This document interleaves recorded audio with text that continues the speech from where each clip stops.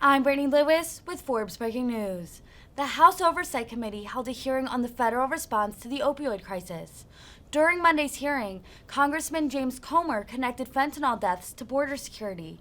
Comer echoed fellow GOP Congressmembers' remarks as Democrats and Republicans continue to lock horns on border security as midterms loom. Here's more from the hearing. Is fentanyl the deadliest drug currently coming across the border? Congressman, there are some others, but predominantly it is. And is fentanyl being manufactured in clandestine labs on the Mexican side of the border? Yes, Congressman. And when they are manufacturing these synthetic opioids, where are they obtaining the precursor chemicals from? Mostly from China, Congressman. What is this administration doing to hold China accountable for helping the cartels create and distribute fentanyl? Congressman, I agree with the words of Secretary Blinken, who spoke recently about China policy, which is that we have to work with the PRC to make sure that the criminal elements within the PRC are held to account.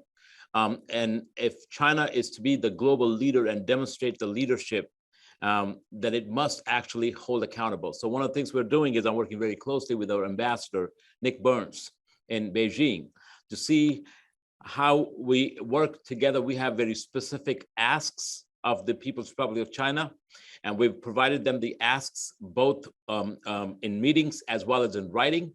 That means those asks are that we want you to make sure that there is labeling and you're following the uniform international shipping standards.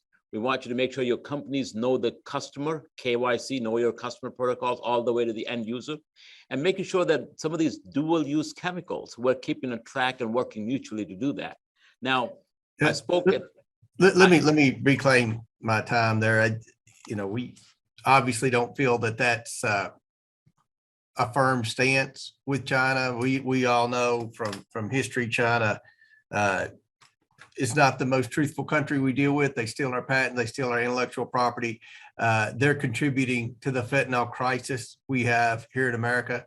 Now back to the Mexican drug cartels. They smuggle both people and drugs in their operations, correct? Correct. Are the cartels using their human smuggling operations to facilitate their drug smuggling operations? Congressman, we believe sometimes they are and sometimes they're not. So it depends. There's reasons for both. Well, I can tell you, and the reason you've had so many questions is the Republicans on the Oversight Committee, we've been to the border numerous times, and the drug cartel tell us that, in fact, the drug cartels use human smugglers to get their fentanyl across the border. So my question, sir, is why was the southern border only mentioned twice in the National Drug Control Strategy for 2022? Congressman, I might point to you that there's an entire part of the responsibility of ONDCP is to provide border strategy. So there's entire accompanying document that focuses just on the border strategy, the Southwest border, the Caribbean border, and the northern border. So there's an entire complement that has the border strategies, the full written complement. Dr. Gupta, we've been asked this question by many Republicans on the committee, and I'm going to give you one last opportunity to answer the question since I'm the last questioner, and I want to remind you that you are under oath. But do you believe the Biden administration is doing everything it can to control the illicit flow of fentanyl across the southern border? Congressman, I believe we can do more. And I think we need to do more.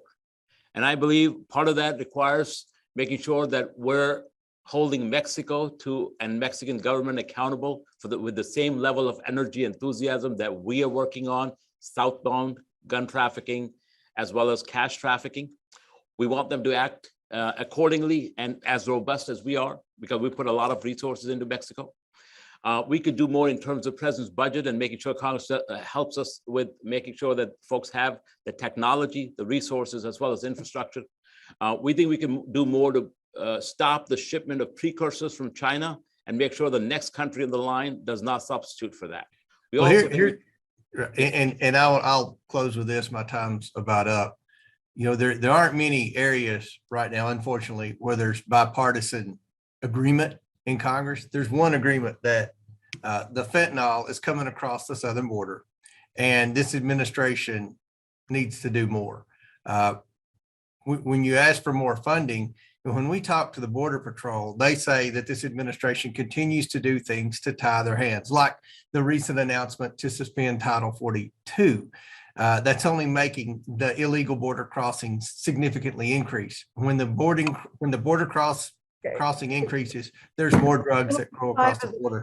So this administration is going to have to get serious. You can't have, Madam Chair, I'll wrap it up here. You can't have a committee hearing on the National Drug Control Strategy and the federal response without addressing the crisis at the southern border. And that's what we have as a crisis. And this administration's response is substandard, and it's only making a bad situation worse. I yield back.